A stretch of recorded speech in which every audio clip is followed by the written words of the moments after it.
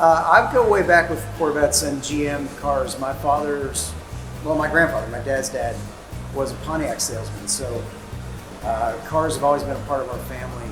And my first sports car that I bought with some royalty money when I first had a couple of hit songs was the 99, was a C, what was that, 5?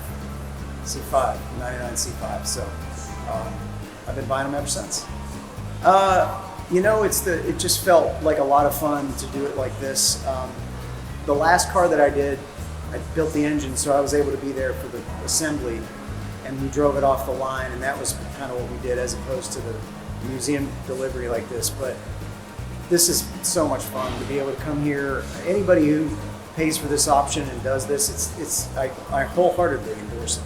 It's so great to be able to be here and grab your car and drive it off and go home in it, especially surrounded by history. It's everything a car enthusiast would want. The beauty of the fact that I live in Nashville is I get to drive that home, so I'm going to be going as fast as I'm allowed.